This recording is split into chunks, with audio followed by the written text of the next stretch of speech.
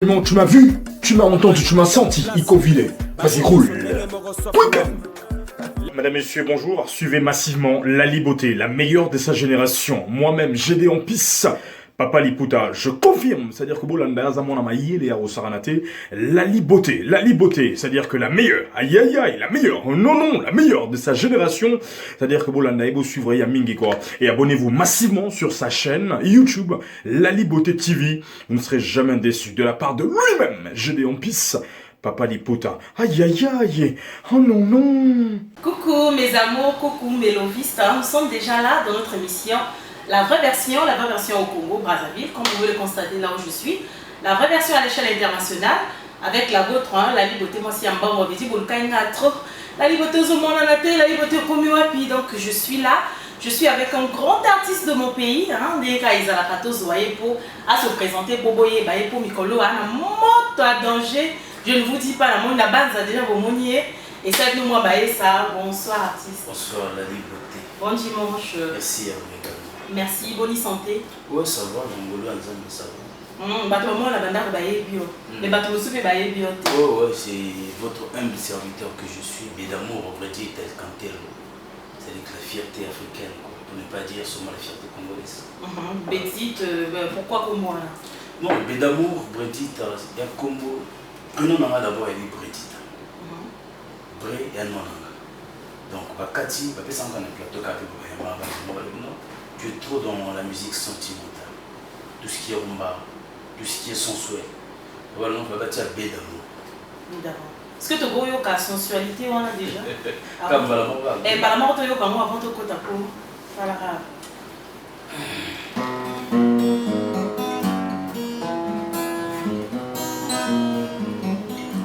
bato basomona nazoseka ye ngamba amoni ngai nazosalasala elongi na ngai akangula esengo betite zokanga motema nasina pola ye nakozanga mpe ngusuku yembaka solo nabombi montagne susi na miokande ya ngai babalelanga na nsima maske ya zoro nasimaka kuleseki anonyma silence na yo ebiminga silence na yo echaringa Lali Beauté. Bravo. Donc je dédie cette chanson après mon préso. Après le préso. Maximum de respect. Voilà, donc on a beaucoup de tout ça l'émission. Donc qui disait mon nom quelque part, moi a dit où tu le pas nord, où tu le pas sud, où tu vas est, ouest, c'est quoi moi la Non. Si vous au bima l'orchestre ni l'orchestre mon côté. Mais qu'est-ce qui s'est passé au niveau de ça? Le problème c'est quoi? Tout d'abord, la bande musique na les alara de qui n'est coding à 7 ans, 8 ans, 9 ans. À 15 ans, tous les bêta la manzanza dans le quartier. Après tu participer mingi na katia ba concours net ba prix musique. Tu keti na ba demi-finaliste. Malheureusement maman les alara moi oui c'est mais comme ils ont une détermination, toujours fallu que tu aies un petit peu. Comme une grande télé-réalité, Zixta, en 2008, et ça dit que nous avons une image de l'or. Et je suis le seul et le premier artiste de la génération de Zixta. Nous avons la single, nous avons jusqu'à présent. Et belé dans la société. Ils ont dit que pour les talents étaient. Les rapports, c'est que les circonstances, la réalité permettent que vendre. Mais moi, je continue à poursuivre le chemin par la grâce de certaines personnes. Mes frères, mes grands, comme des Brahim Bidolo, comme des présidents Bacchus, des Franck Kwasi, des Vasco, des Samson Boto, etc. Mais vous préférez que ça la carrière d'ailleurs, tout mais quand vous tapez place pour ils ont bien. Aux encadrés, surtout le Covid-19. Personnellement, on a souhaité jamais intégrer l'orchestre. Mais la sollicitation est là. Ah, la sollicitation. Voilà. La sollicitation de gauche à droite, trop. On a payé petit à la vie Belair. Tout copa, on a vu un aïe Masolo. Net pas Roga payé à la vieux, Kevin Wande, d'abord vieux. Mais le problème est que vision en aïe va permettre que nous allons payer. Mais quand on a la vie, on va dans la boîte.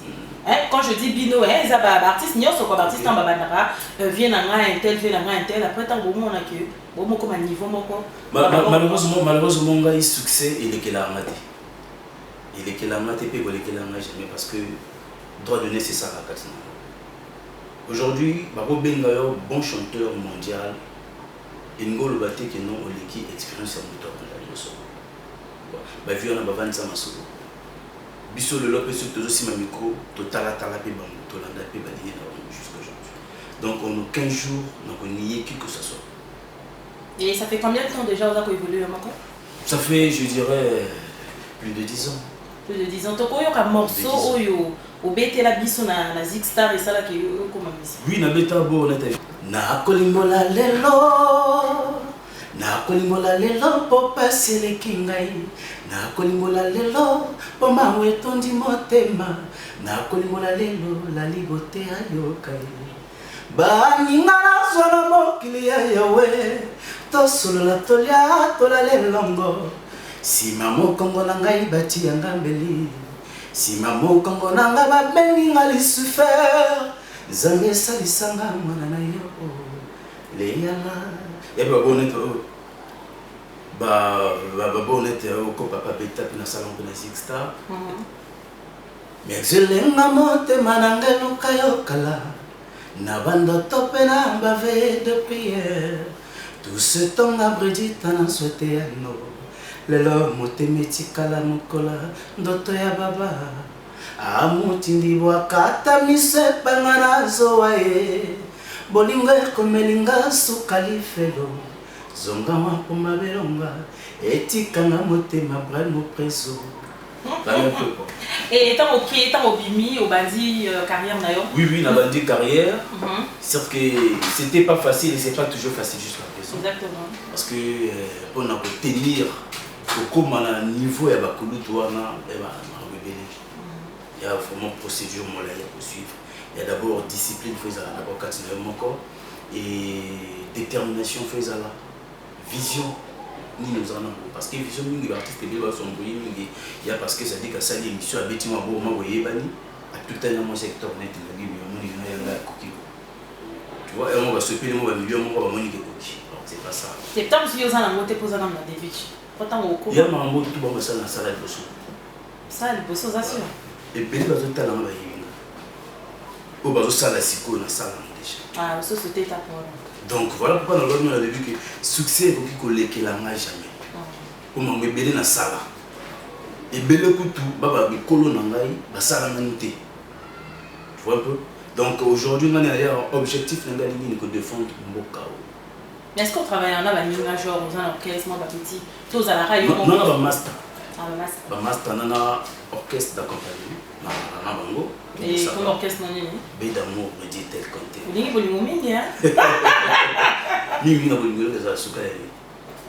Ngana we baté ba kisi za ya ntuneza. Te bengai na plateau na ba kisi za ya ntuneza ya. Surtout son bolingo to za pamba.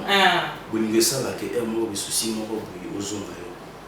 Oh ça déjà combien de titres depuis au titre ça est bien. Mais non des comme sunani et commis sur le terrain. Oui, les amis sur le terrain, ils ont exposition zéro, culbito. Moi, pourquoi Sam Love, mais Mingiza, c'est-à-dire que bibliothèque. Et vous avez un producteur? Producteur, je dirais non. Je dirais non. J'ai un staff. Tout ce que je fais, c'est mon staff. Ah, mais bon, au Katana, parce que c'est-à-dire que le problème, c'est comment on dit le producteur nous le dit dans beaucoup. Ba producteur basé belé basé belé pour ba kulu tu no tangi ba kuma bazati ba bobo ça va pas donc yo de lo motonet tombé en net président Bacchus en alarme agi motomo binet Loïc na kikola alors que non yo mo solon ça dit moi courage nous nous ndenge za la raka bon je moi million pour ça moi master en autopéture. Après le nom de producteur. Mais le producteur au bazar déjà tu as que sur il na bravi les mais ça na obenga musicien ça bazati parce que à ce que je sache quand on parle de maison de production ils ont la grandement ouverte na artiste tout. Ah d'accord. Le plus important ils ont talent. OK. Mais malheureusement chez lui c'est ça wanate. Il faut ça la petit nanga. Ah d'accord, c'est ça la moto nanga pour notre tambolanga na. C'est pas ça. Et puis qui petit dans on a parfois talent ils en ont net na le biga producteur bah ça va belé yo il dit on peut bien pour le laver bah moi mon que non ça va pas moi et puis bah on a service de l'artiste mais pendant que bah Hollanda yo conseil yo copie ça va on a rôle il s'agit que moi nous sommes bien producteur toujours par exemple ils a valable le lore maintenant de respect là fallait couper moto sali ça dit qu'il a se focalisé na ya Keneti Suka Keneti Suka c'est-à-dire que le lore il a continué à projet tout à l'heure mais c'est quelqu'un qui n'a pas seulement travaillé avec lui il a travaillé avec d'autres artistes qu'on connaît pour plus important pas la talent c'est bien ce que les avons dit les années de Gambo c'est-à-dire tant aux années nazoli c'est-à-dire nazoli là où les gars tous les monde artistes c'est-à-dire que l'artiste c'est-à-dire que tika le bara c'est-à-dire que projecteur à l'équipe d'artiste na gaz à l'équipe d'artiste c'est-à-dire na aspect na nini ça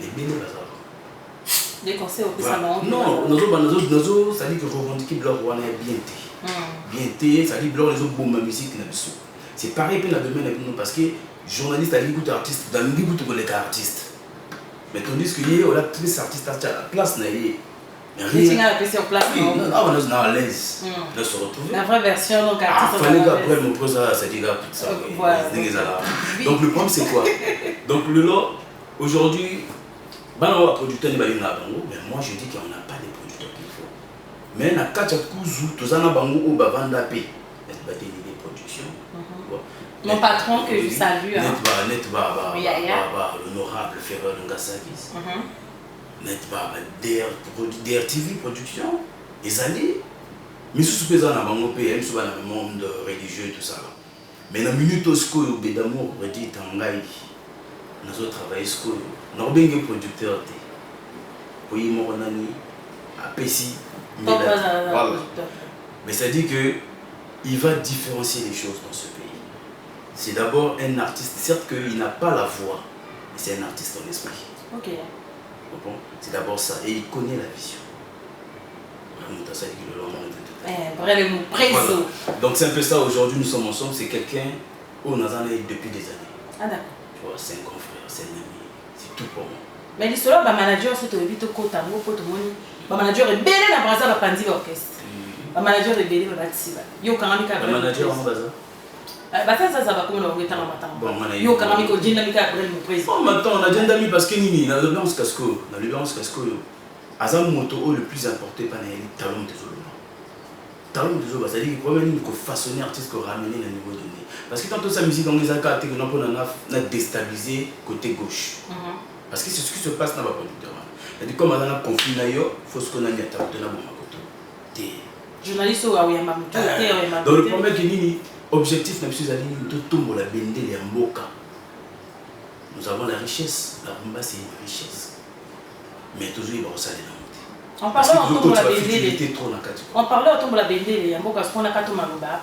au cause d'elle a combien de titres sur le marché bon sur le marché c'est sur le marché c'est trop dit mais à un niveau il y a internet bah titre c'est ça 4 il y a l'internet aussi voilà donc bah exposant 0 bah fausse promesse bah pourquoi bah exposant 0 culbuto ozongo kotika ba taper kaka créditable dans mon internet et créditable dans moi na YouTube voilà ba titre bien sur ton clip entre temps ce que toujours pour finir mon sala na ndinga ba kubisa studio on a tout chiasco bateau produit na mon base au Moscou on peut toujours continuer au travail parce que de go ça mon sala est vite fait on a ça dit que bah yo comment que mon son et débat et mon arrangement monté tout thématique aussi batté tu vois donc ce tout ça différemment des autres et propre parce que nous ne voulons pas être stagnés sur le monde.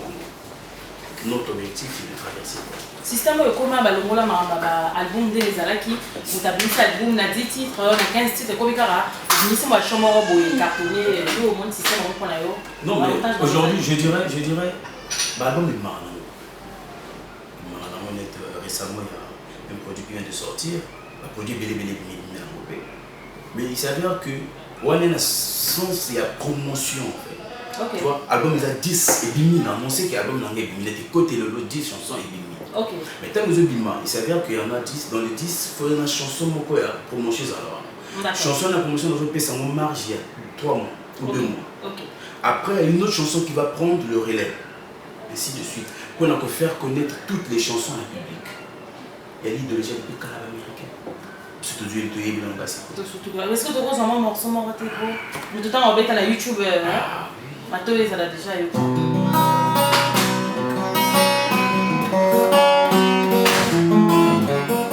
Na motema nanga makambo ekoma pilipili yaponi vraiment yokende yotika lisole esele yotalisi mobi osala isole natika ya walimawa nakona bawa tozelaki rumo tonkwekwasi mama natina biso etala na mpe yokana ecenga exposan zero nakuka bolingoyo natika lingo sengleton likolo ya betoma yeyeye yeyeye omo yeah, bolingo, tobamba moko.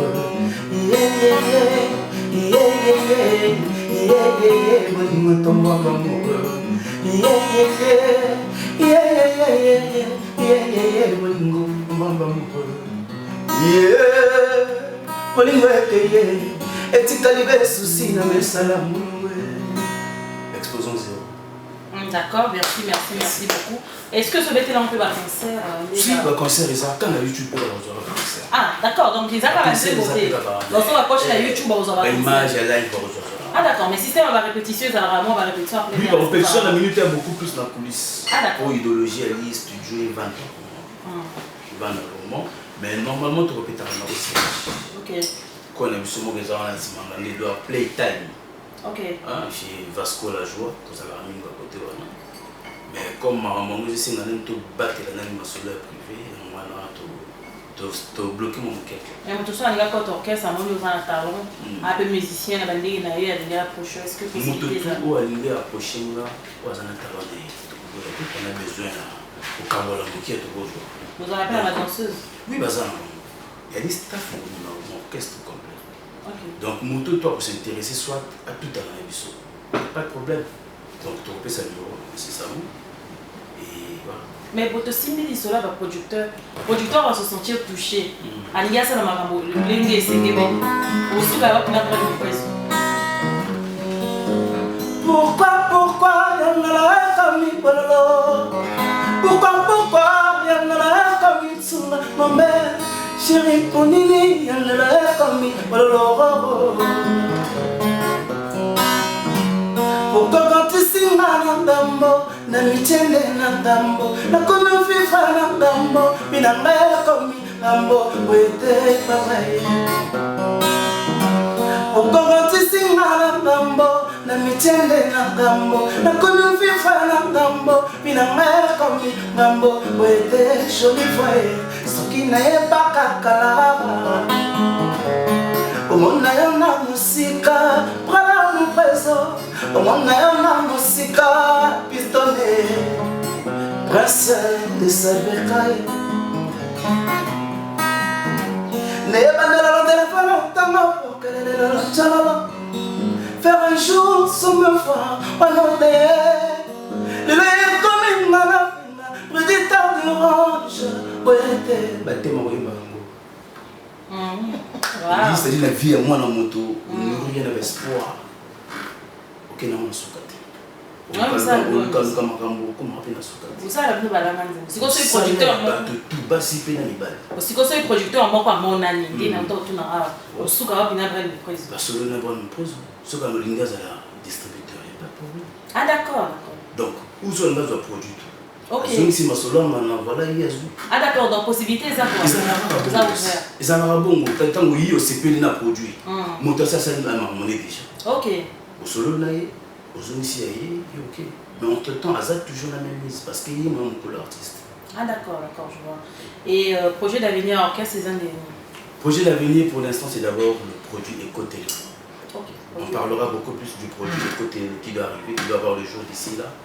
Et puis le reste, on reviendra sur ça. Contact artiste, contact artiste, tout va l'indiquer au contact Télisso. On va revenir à 00242 06 629 35 80 ou na 00242 toujours 05 521 87 57.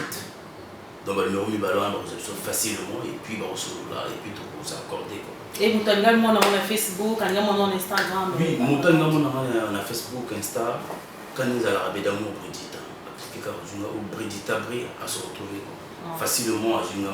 Et ça à YouTube et ça. Voilà, facilement à Jinga, mais le plus important, c'est qu'à la télé, nous allons bon, on se retrouve toutes ça nous autres quoi, toutes ça nous autres. Chaque soit journée mort de Calais peut-être vendredi mort un espace où place de vendre du tabac. Place de vendre, il y a mon aîné, il faut gama. OK. Donc on est tout en awa. Chaque vendredi par exemple d'ici là tout le monde OK. Beaucoup de balingi va se retrouver l'exposition zéro, on n'a pas pu. Mali est bien réservé. Mali est bien. Accueil bien. Ouais. Joe va chez Bino, pas Sandrine.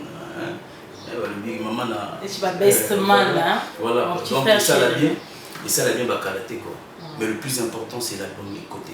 Bao balingaka o bao bakrakaka yo. Bao balala raté pour na yo oui ça mon. Malheureusement bao balala raté pour na mingi pour na yeba.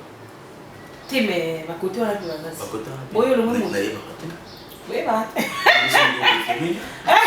Voilà bao balala raté pour na yo. OK, bao balala raté vraiment pour na.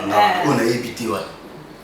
Pour tout en Lucas a dit que la priorité est de liker l'émission de l'émission, c'est-à-dire que la liberté. Et ça l'a bien, vous avez news et puis vous avez en attente pour un produit. OK. La news tout single pour un live acoustique pour rejoindre voilà. Merci babo to no question na banane pour to kapon. Bon, moi tenanga ba tellement liste tellement molai, tellement molai trop vite bakala bazana. Judy et Toto Baza, Armand Mekin, Loïc, Akiko la Baza, Serge, l'autre Serge, nous Baza, Louis Sandrine, la maman des garçons. La maman des garçons, ça fait voilà. Lui Marvel Makayapé, mon ami, ça voilà, le but est que le président Bacchus pris 2 fois Péaza, Vasco la joie, Franck Kwasi, la merveille. Très charismatique, Samson Boto, Monsieur Théo Kwasi, tellement béni, très béni trop. Puis on va mingi, Olivier Overmax, évidemment on va dire tout en Fakir Mabial, Julien Vaux. Moi, le c'est ça, bien. Donc, bon dimanche à Bestoman, comme je l'avais dit, à Davila Villa, autrement dit Sandrine Dubois, la fille de ma mère. Donc, je fais gros bisous à la Liboté à Zongi. Donc, chaque vendredi, tout à l'heure, page le staff de la Liboté pour l'émission, la mission à cri de cœur, cri de cœur. Yom tu voulais me payer ça mon con. Donc, tout à l'heure vendredi, place de soir, n'a pas de bon ça. Un problème à cœur, donc voilà, pour vous abonner massivement. C'est une façon pour vous de me soutenir. Ils ont envoyé au filet, ils ont gratuit. Vous continuez à YouTube et pas artiste. Mais tu vas au côté pas la Liboté TV et ça l'a bien. La page n'a vu on a Facebook. Le staff de la Liboté, un gros bisou à tout mon staff et à WhatsApp. Le staff de la Liboté, je fais des gros bisous. On va se retrouver très prochainement au prochain numéro quoi. Gaina kwaki kansaka ya makalisi Bolingo yekomelinga lipale Gaina kwaki simisi na sentiment Onga kotali na sone ya kisingo Na kitisi pantala lokumu efeme Na fanda na cercle va bébé Analati combinaison et d'amour Pour une incursion à la planète venue Fakiré pour une excursion dans ce monde sans loi, Fakir Mabiala.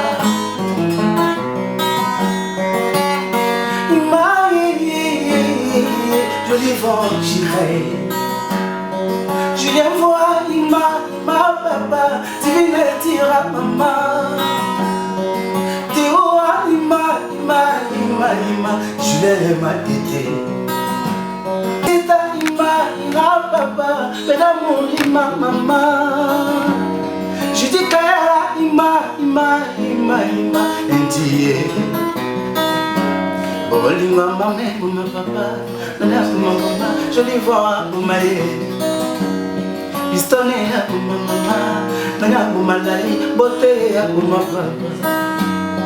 Mais l'amour pour ma Nana bomanga brala bitolo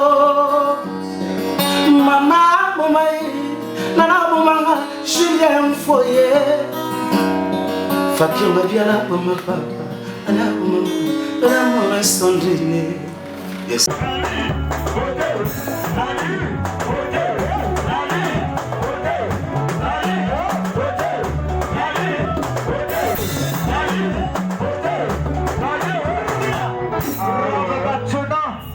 La liberté, moi c'est un bongo, yeyo.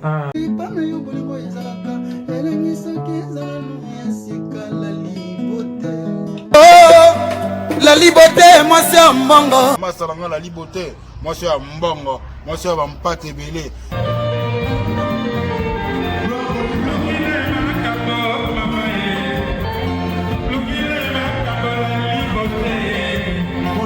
Bon, on a toujours la Liberté TV en direct du Maroc et international. Bah, bisous et belé à Binonia Soto.